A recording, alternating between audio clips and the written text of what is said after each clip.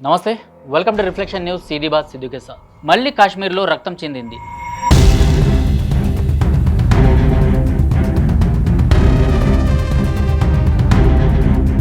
మళ్ళీ జిహాదీలే హిందువుల ప్రాణాలు తీశారు.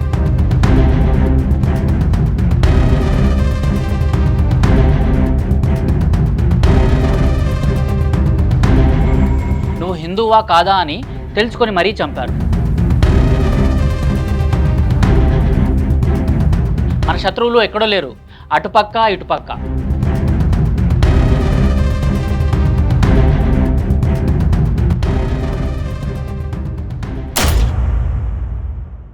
మళ్ళీ కాశ్మీర్లో రక్తం చెందింది. మళ్ళీ జిహాదీలే హిందువుల ప్రాణాలు తీశారు.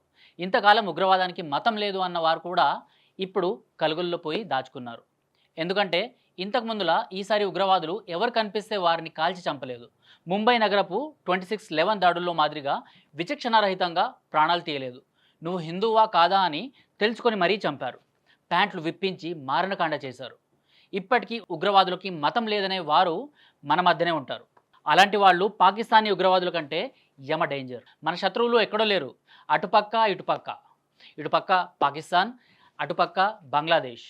మనకు బల్లెంలాగా వీళ్ళు దాపరించారు. మొహమ్మద్ యూనుస్ పాక్తో చేతులు కలిపి వికృత ఆలోచనలు చేస్తున్నాడు. వాడి తాట తీయడం కూడా ఏదో ఒక రోజు జరుగుతుంది అని చాలా రోజులుగా ఒక టాక్ వినిపిస్తుంది. ఉత్తర బంగ్లాదేశ్కు దగ్గరగా ఉన్న చికెన్ నెక్ ప్రాంతంలో భారీ మిలిటరీ ఆపరేషన్ చేపడుతుందని అందరూ అంచనాలు వేస్తున్నారు. బంగ్లాదేశ్లోని చిట్టాగాంగ్ పోర్ట్ కూడా ఇండియా స్వాధీనం చేసుకుంటుందని కొందరు చెప్తూ వస్తున్నారు. ఇంతలోనే ఈ పాక్ జిహాదీల దాడి ఎలా అర్థం చేసుకోవచ్చు? అసీం మునీర్ పాకిస్తాన్ సైన్యానికి కమాండర్ ఇన్ చీఫ్ కొద్ది రోజుల క్రితమే చెప్పాడు, కాశ్మీర్ను వదిలేదు లేదు అని. అతడి మాటల్ని సీరియస్గా తీసుకోవడంలో మనమే కాస్త వెనుకబడ్డాం అనుకోవాలి.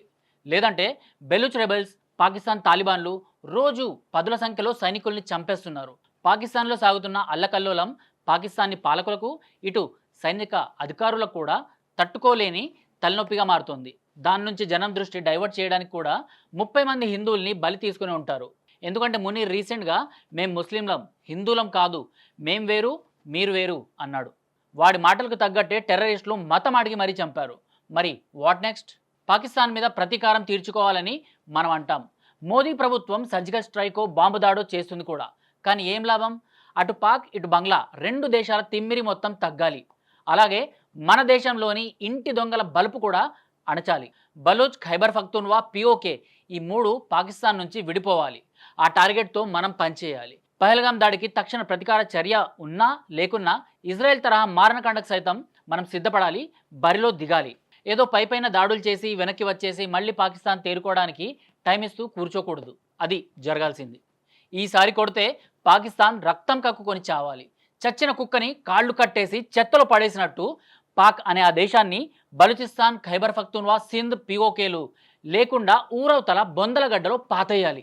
లేదంటే ఇప్పటికిప్పుడు ఆయాసపడి ఆవేశపడి దాడి చేయకపోవడమే బెటర్. అదేంటి అసలు పాకిస్తాన్ మీద దాడే వద్దా, అలా మాట్లాడుతున్నావేంటి అంటారా?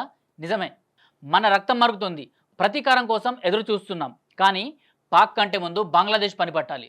ఇప్పుడు పాకీ జిహాదీలు చేసిన దాడి బహుశా బంగ్లాదేశ్ను కాపాడడానికి కూడా అయి ఉండవచ్చు. మోదీ సర్కార్ యూనుస్ గాడి తాట తీయబోతుందనే సమాచారంతో పాక్ సైన్యం ఆదేశంతో లష్కరే ఉగ్రవాదులు ఈ విధంగా రెచ్చిపోయారంటారేమో, ఎవరు తెలుసు. ఇండియా దృష్టిని బంగ్లాదేశ్, ముర్షిదాబాద్ జిహాదీల మీద నుంచి తప్పించడానికి ఇలాంటి పని చేసి ఉండవచ్చు. అందుకే మోదీ ఇప్పుడు చేయాల్సింది 3 పనులు. మొట్టమొదటగా దేశం లోపల ఉంటూ బయటి శత్రువులకి సాయం చేస్తున్న వారిపైన ఉక్కు పాదం మోపాలి. వాళ్ళు ఉన్నంతకాలం మనం సేఫ్ కాదు. అలాగే పాక్ కంటే ముందు బంగ్లాదేశ్ సమస్యని పరిష్కరించుకోవాలి. 2 ఇస్లామిక్ టెర్రరిస్ట్ దేశాలతో ఒకేసారి యుద్ధం మంచిది కాదు. బంగ్లాదేశ్ను శాశ్వతంగా ముక్కలు చేసి ఢాకాలో షేక్ హసీనాను మళ్ళీ కూర్చోబెట్టి అప్పుడు ఇస్లామాబాద్ వైపు చూడాలి. కానీ ఈసారి పాక్ వైపు మన పాదాలు కదిలితే ఏనుగు కింద నలిగిపోయిన చీమల పాకిస్తాన్ గుర్తుపట్టడానికి కూడా పనికి రాకుండా పోవాలి. బలూచ్, ఖైబర్ పఖ్తూన్వా, పిఓకే ముక్కలై దిక్కులేని దేశంగా పాక్ మిగలాలి. ఇదంతా జరుగుతుందా? ఖచ్చితంగా జరుగుతుంది. మనం ఆశించినంత ఊహించినంత వేగంగా కాకపోయినా తప్పకుండా జరిగి తీరుతుంది. మోదీ హేతో ముమ్కిన్ హే. జై హింద్, జై భారత్.